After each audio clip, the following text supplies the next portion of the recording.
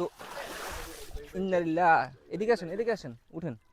একটা বেকু দিয়াই না যদি আমাদেরকে মানে এখানে রাস্তাটা পুরাটা কইরা দিত, আমরা মনে হয় যে এটাই ভালো ছিল। যান, চলুন। সুপ্রিয় দর্শক, আসসালামু আলাইকুম। আমি আছি লক্ষ্মীপুর জেলার চন্দ্রগঞ্জ থানা দত্তপাড়া ইউনিয়ন।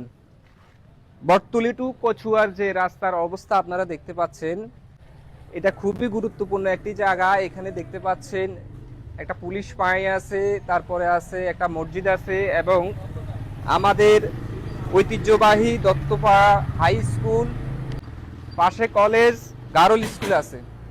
আপনারা দেখেন রাস্তার যে অবস্থা, বর্তমানে এই রাস্তার যে অবস্থা, এখানে আসলে গাড়ি চলাচল খুবই কষ্টসাধ্য ব্যাপার। এখন দত্তপাড়া ইউনিয়নের এই এলাকার মানুষের দীর্ঘদিনের দাবি যে এই রাস্তাটা কোনোভাবেই কাজ হচ্ছে না। কাজ করলে কয়দিন পরেই যে এই রাস্তা সেই অবস্থা। এই যে দেখেন, খুব গুরুত্বপূর্ণ একটি জায়গার এই অবস্থা। সামনের যে বেহাল অবস্থা আপনাদেরকে দেখাবো।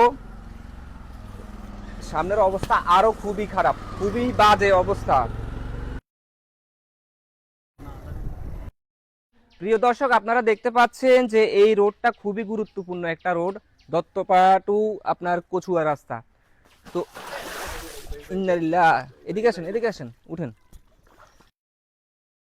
এই রাস্তার যে অবস্থা দেখতেছেন, এই রাস্তাটা এক সময় বশিকপুর পোদ্দার বাজারের গাড়ি এখানে চলাফেরা করত, কিন্তু এখন বর্তমানে এই রাস্তাটা গাড়ি তেমন চলে না। কিন্তু এই মেইন রাস্তার অবস্থাটা দেখেন, আমি যদি আপনাদেরকে একটু দেখাই। এই যে দেখেন রাস্তার অবস্থা দেখেন। এখন একটু আগে একটা লোক পড়ে গেছে, দেখেন রাস্তার অবস্থা আপনারা দেখেন। দেখছেন রাস্তার অবস্থা। এটা যদি হয় মেইন রাস্তা তাইলে বলেন। আপনারা ভিডিওটা অবশ্যই শেয়ার করে দিবেন। আপনার একটা শেয়ারে এটা হইতে পারে কর্তৃপক্ষের কাছে আমাদের এই কথাগুলো পৌঁছায় যাবে। তো সবাই ভিডিওটা অবশ্যই শেয়ার করবেন। সামনে আরো মরণ ফাঁদ। দত্তপাড়া ইউনিয়নের বাসীদের সময়ের দাবি যাতে এই রাস্তাটা খুব দ্রুত সংস্কার করা হয়। হ্যাঁ।